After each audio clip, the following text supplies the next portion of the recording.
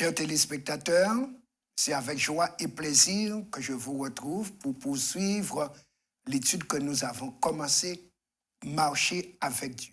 Je vous salue au nom de Jésus et vous souhaite du courage, de la volonté, de la persévérance dans la course chrétienne, cette marche ascendante telle que nous l'avons vue la dernière fois. Le sentier du chrétien est un sentier ascendant. Et aujourd'hui, nous allons voir, n'ayez pas peur de prendre de la hauteur spirituelle. Avant de commencer, nous allons demander à notre Dieu très haut de nous accompagner.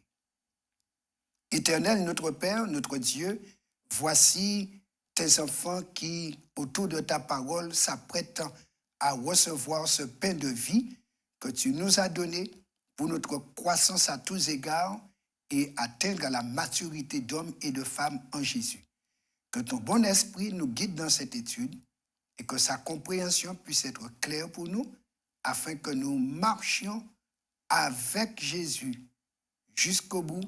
Nous prions ainsi en son nom et pour ta gloire. Amen.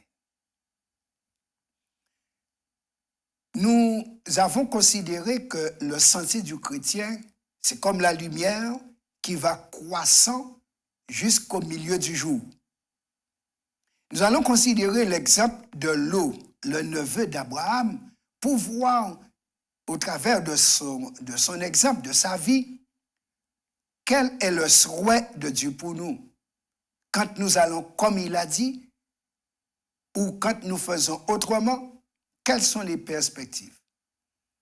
Alors, qu'est-ce que l'ange qui était envoyé pour sauver Lot et sa famille va dire à chacun des membres de la famille de Lot en vue de leur salut face à la destruction imminente de la ville de Sodome? Alors, nous allons dans Genèse 19, versets 15 à 17, et nous lisons ce qui suit. Dès l'aube du jour, les anges insistèrent auprès de Lot en disant, « Lève-toi, prends ta femme et tes 2 filles qui se trouvent ici, de peur que tu ne périsses dans la ruine de la ville. » Et comme il tardait, les hommes le saisirent par la main, lui, sa femme et ses 2 filles, car l'Éternel voulait l'épargner. Ils l'emmenèrent et le laissèrent hors de la ville. Après les avoir fait sortir, l'un d'eux dit, « Sauve-toi pour ta vie, ne regarde pas derrière toi et ne t'arrête pas dans toute la plaine. Sauve-toi vers la montagne, de peur que tu ne périsses. » Nous soulignons l'importance de la destination indiquée par l'ange. Sauve-toi vers la montagne. Donc, ne reste pas dans la plaine. On va détruire la plaine, c'est dangereux. Et nous pouvons considérer notre monde comme étant une plaine que Dieu va détruire. Et Dieu nous demande de nous sauver vers la montagne. Donc, de prendre de la hauteur. Sinon, dans la vallée, dans la plaine, on va périr à coup sûr. Nous soulignons ici que le salut est individuel, même si on est en famille. C'est chacun qui doit user de ses jambes et de sa tête pour aller dans la direction indiquée par Dieu. On ne peut pas être sauvé par procuration ou par fréquentation. Quant à Philon, n'y comptons pas. À chacun de décider de faire ce qui est requis pour sa survie. L'ange indique la montagne, qui veut dire lieu élevé pour être en sécurité. Et nous soulignons la montagne, lieu élevé pour être en sécurité. La montagne a toujours eu une grande signification pour Dieu et pour les hommes. Alors, quelle a été la réaction de Lot face à l'indication de l'ange quant au lieu où se rendre pour être sauvé? On lui dit la montagne. Alors, voici la réaction de Lot face à la montagne. Dans Genèse 19, versets 18 à 25, nous trouvons ceci. Lot leur dit, « Oh non, Seigneur, voici, j'ai trouvé grâce à tes yeux. Tu as montré la grandeur de ta miséricorde à mon égard en me conservant la vie. Mais je ne puis me sauver à la montagne avant que le désastre m'atteigne et je périrai. Voici, cette ville est assez proche pour que je m'y réfugie. Et elle est si petite. Oh, quand je puisse m'y sauver, n'est-elle pas petite? Et que mon âme vive. Et il lui dit, voici, je t'accorde encore cette grâce et je ne détruirai pas la ville dont tu parles. Hâte-toi de t'y réfugier, car je ne puis rien faire jusqu'à ce que tu y sois arrivé. C'est pour cela qu'on a donné à cette ville le nom de Tsoar. Le soleil se levait sur la terre lorsque l'eau entra dans Tsoar. Alors, l'Éternel fit pleuvoir du ciel sur Sodome et sur Gomorrhe, du soufre et du feu. De par l'Éternel, il détruisit ces villes, toute la plaine et tous les habitants des villes et les plantes de la terre. Nous voyons ici que l'eau n'accepte pas d'aller tout de suite dans la direction que Dieu voulait. Il préféra rester encore dans la plaine à Tsoar, lieu de moindre effort, mais de salut provisoire.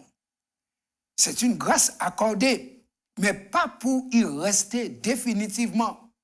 On voit la bonté de Dieu, sa miséricorde et sa compassion. Il condescend, mais Dieu ne veut pas, lui, qu'on reste dans la vallée, dans la plaine, quand il a décidé de détruire la plaine.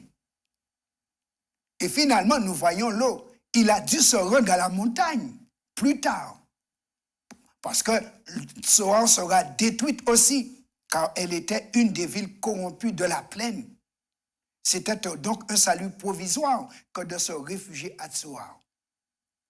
Quand Dieu indique une destination, il n'y a pas d'autre option. Il ne faut pas rester à proximité du lieu ou de ce que Dieu a résolu de détruire. Il faut se résoudre à quitter le confort de ce monde et prendre de la hauteur spirituelle, en quelque sorte, se rapprocher de Dieu. Alors, que se passe-t-il pour Madame Lou?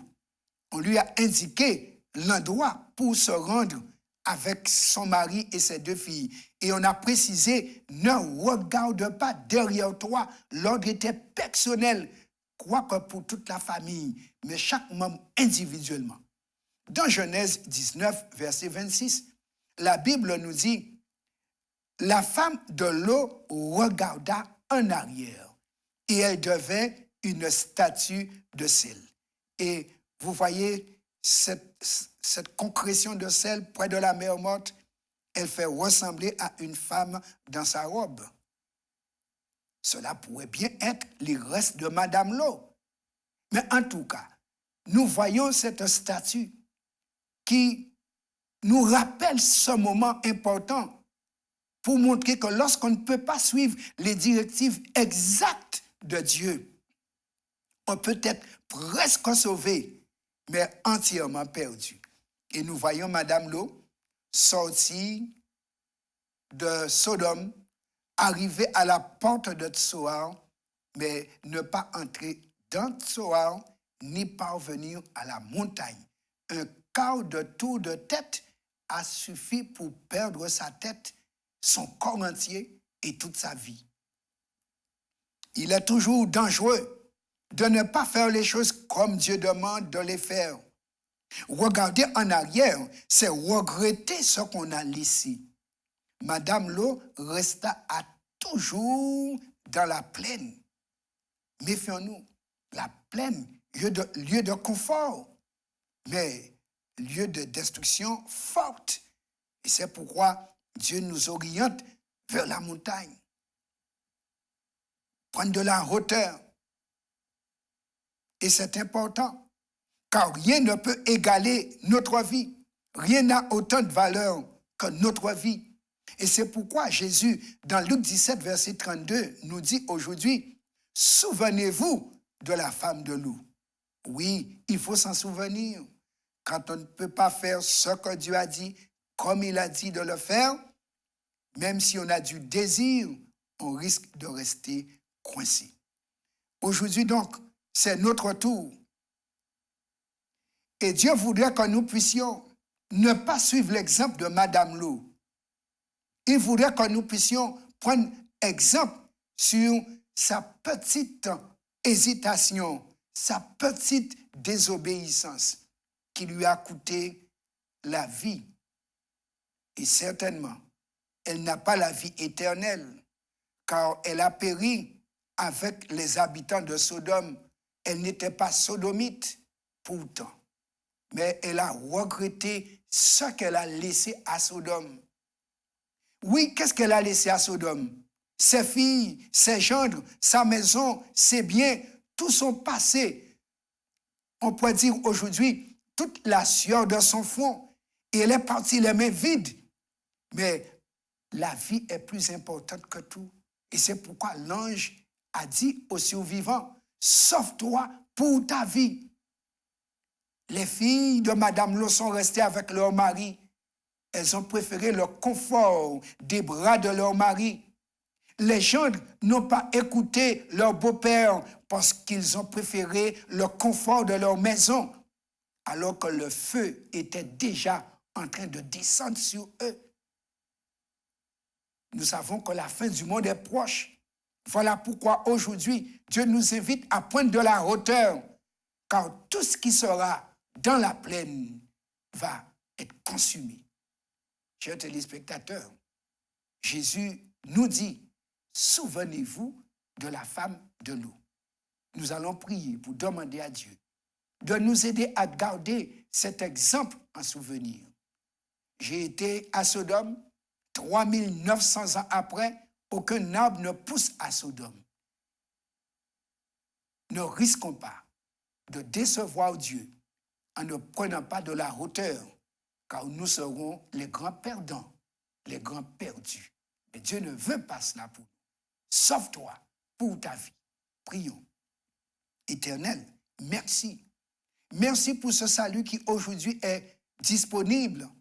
Merci pour l'invitation que tu nous lances à nous sauver de ce monde, à prendre de la hauteur, à ne pas rester dans la conformité à ce monde, à ne pas rester dans le confort qu'offre ce monde voué à la destruction. Car Seigneur, ce que tu dis est véritable. Et ce que tu as résolu, tu le concrétises, tu le réaliseras. Ce monde est voué à la destruction et tu voudrais que nous puissions en échapper.